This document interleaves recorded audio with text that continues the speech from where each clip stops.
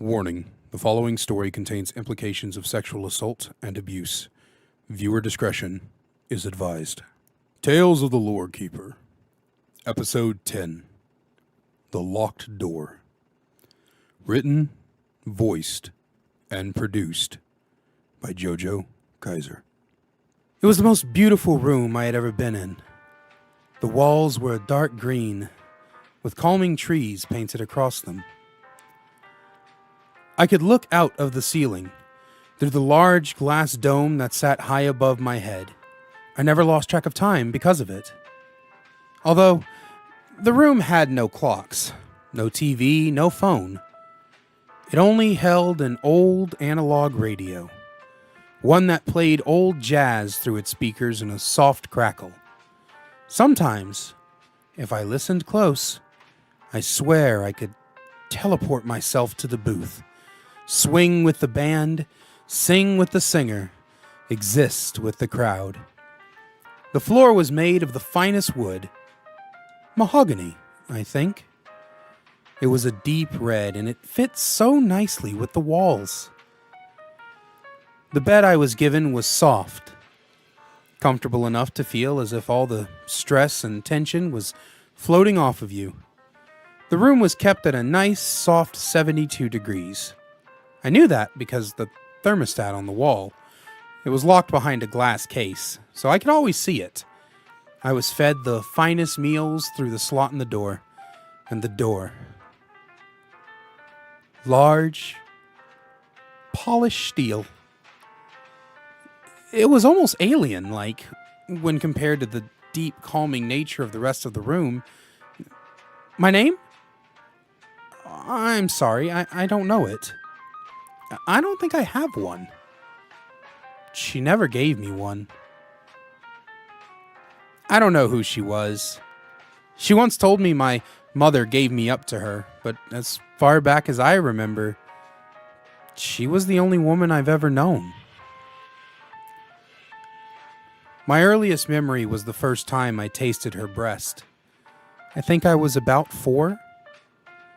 She was cooing over me softly, telling me how she couldn't wait till I'd grow. I remember she had Dean Martin on the radio that day. Then at 10, she taught me how to undress her. It was a simple matter. Pull the shirt off, the pants down, and the bra had 3 hooks. She made me count them. At 13 was the first time I ever felt her down there. As she caressed and moved her hand, I can still feel her breath. She'd tell me she couldn't wait till it got bigger. And 16 was the first time she ever tied me to that bed, and the first time I truly felt what she felt like. I did everything as she taught me, said the words she drilled into my head with repetition and lashings if I messed up. And by the time I was 20, I had gotten so used to it all. I did everything she said, as she said. I said the words she wished to hear, performed the acts she wanted performed. I took the burns, the cuts, and the lashings, for that is what she wanted.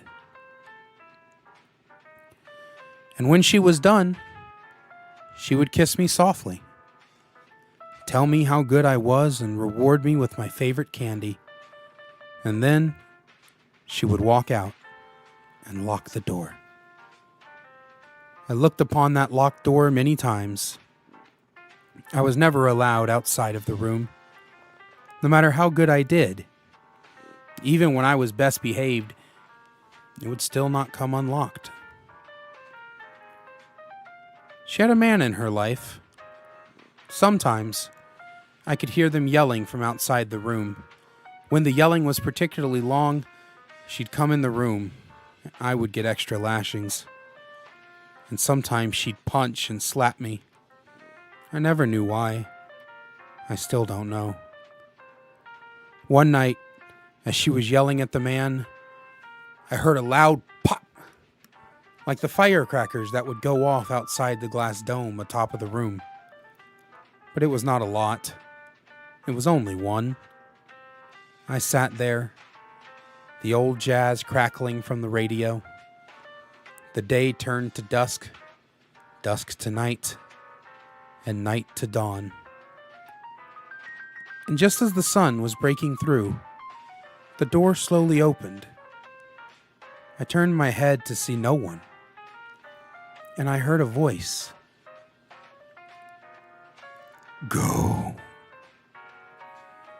The voice was tired, raspy, and most importantly, it was not hers. I did not move. She always taught me never to move unless she said so. Once again it said something. This time 2 words. You're free. I still sat there, still as can be. And then the voice yelled, God damn it! Would you just go already, you stupid, stupid child! And this I knew was something I could not ignore. I asked no questions. I investigated no rooms. I simply left. I walked from the room seeing no one. I navigated an awful smell through a well-carpeted hallway and found a wooden door adorned with glass arches, letting the early morning sun in. I opened it, and for the first time in my life, I saw the real world. I wandered for what felt like days. People wouldn't talk to me. No one would even look at me. I thought about going back. What do you think happened to her? I was so happy when you found me. You were the first one to show me kindness. I watched in silence as the officer got up from his table across from the young man. My hands were shaking at the story. Somehow, after all the supernatural evil I hear about, nothing shakes me to my core than the cruelty of humans. What was worse was the boy was not talking to the officer in that last sentence.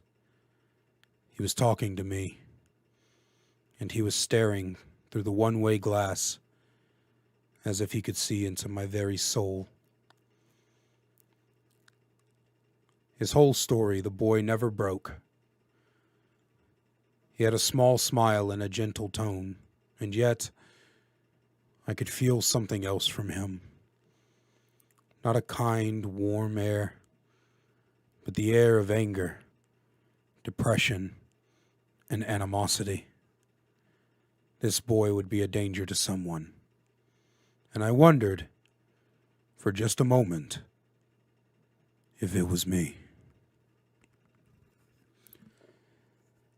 I wanted to take the end of this video to apologize for my lack of content since the year started. I have been very down on myself about the quality of my stories. And I know that you can't linger on the failed ones. You have to move forward. But I just kind of wondered whether or not I still really had it. But I am glad to be able to get back into story writing again. For now, I really appreciate you guys' patience. Thank you. The Lore Keeper is an anthology horror series that I write and voice and produce myself. If you're enjoying the series, it would greatly help me if you leave a like on the video and even comment down below what you like or what you dislike about the stories. It helps me out in the algorithms and helps gets this pushed to other people. And if you really enjoy talking about horror and other things like that, you can join my Discord linked in the description down below to chat with other members of the community. Other than that, I hope you guys have a fantastic day, and I will see you next week.